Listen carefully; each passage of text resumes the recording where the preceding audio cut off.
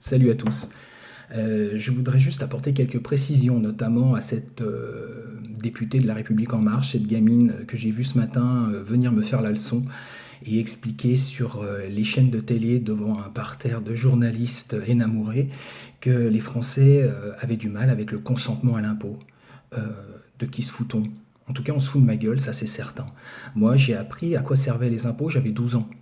J'ai payé mes premiers impôts, j'en avais 18. Aujourd'hui, je paye mes impôts, il n'y a pas de problème. Sauf que moi, ce que j'aimerais savoir, c'est pourquoi mes impôts ne me donnent pas une des meilleures écoles du monde, sachant qu'aujourd'hui, les Français sont les plus imposés du monde. Pourquoi est-ce qu'on ne résout les problèmes, ou on nous fait croire qu'on résout les problèmes, qu'en inventant des nouvelles taxes?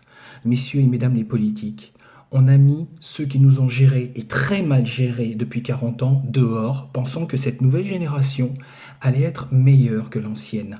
Nous sommes toujours les mêmes, toujours les sans-dents, toujours ceux qui avons du mal à acheter des lunettes, celles que je porte sur mes yeux, toujours ceux qui avons du mal à chauffer maintenant nos maisons, toujours ceux qui calculons sans arrêt chaque euro pour essayer de savoir comment on va terminer nos fins de mois. Et vous venez nous donner des leçons. Vous venez nous donner des leçons alors que vous augmentez vos collaborateurs estimant qu'un salaire de 5 000 € est indécent. Mais combien de Français aujourd'hui vivent avec 5 000 €? Est-ce que vous le savez? Est-ce que vous avez déjà essayé de vous déplacer sans véhicule en dehors de votre ville de Paris? Est-ce que vous avez déjà essayé de prendre des transports en commun surchargés, bondés, qui ne peuvent même plus arriver à transporter l'ensemble des voyageurs dont c'est un besoin vital?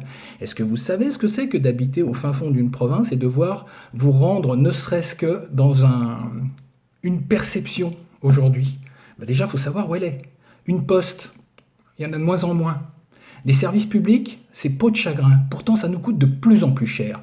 Et vous venez nous dire qu'on a du mal avec le consentement à l'impôt. Moi, j'ai du mal avec le consentement à la connerie. Moi, j'ai du mal avec le consentement et l'acceptation de vos bêtises. Je n'arrive plus à supporter tout ça.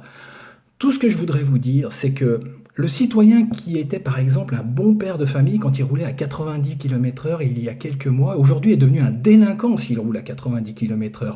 Mais vous vous moquez de qui?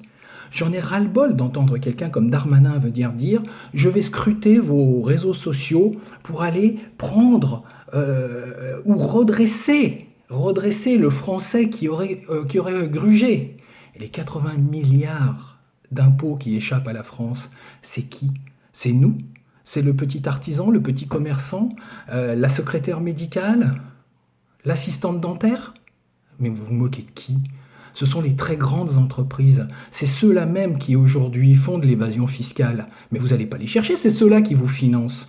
Arrêtez de vous moquer de nous. Arrêtez de nous faire culpabiliser. Vous êtes complètement devenus fous. Ça, c'est plus possible. Donc il faut que vous compreniez que cette histoire de gasoil, cette histoire de pétrole, c'est peanuts par rapport à 40 ans de gouttes d'eau chinoise sur notre front. Aujourd'hui, le peuple en a ras-le-bol de l'incompétence. Et des idées, on en a. Je vais vous en donner une, j'en ai plein moi, je peux vous en apporter plein. La France est le pays qui épargne le plus au monde. Vous savez pourquoi on épargne? Parce qu'on a peur de vous.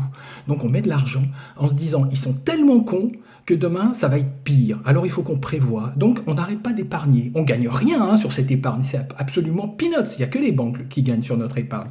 Eh bien moi, je vais vous dire quelque chose. Vous ne savez pas comment financer la transition écologique? Eh bien, il y a 2000 milliards sur les comptes des Français. On ne va pas leur prendre. Ah non, sûrement pas, parce que ça nous appartient, c'est notre argent. Par contre, vous allez créer un haut commissariat à l'énergie écologique, dans lequel les Français qui le désireront pourront investir avec un argent qui sera rémunéré sur la recherche, développement des nouvelles techniques qui rendront l'énergie fossile caduque et nous permettront de chauffer, nous permettront de nous déplacer. Faisons de la recherche, finançons cette recherche avec l'argent justement qui est sur ces plans épargne qui ne rapportent rien et rémunérons bien les Français pour le faire. Et là vous verrez que beaucoup de choses vont changer. Et les Français sont prêts, je suis sûr qu'ils sont prêts à investir, sachant qu'ils vont récupérer sur investissement, parce qu'il faudra rémunérer bien sûr ces investissements. Il ne faudra pas les prendre pour des boucs, parce que jusqu'à présent vous nous avez pris pour des boucs. Juste bon à baisser la tête et à avancer devant le troupeau. Maintenant, c'est terminé. Donc, il y a plein d'idées. Développons les pistes cyclables. Mettons les camions sur le train, faisons du ferroutage. Utilisons le fluvial. On a un réseau fluvial extraordinaire. On a un réseau maritime énorme. Qu'est-ce qu'on attend pour faire de la marée motrice dans des grandes quantités?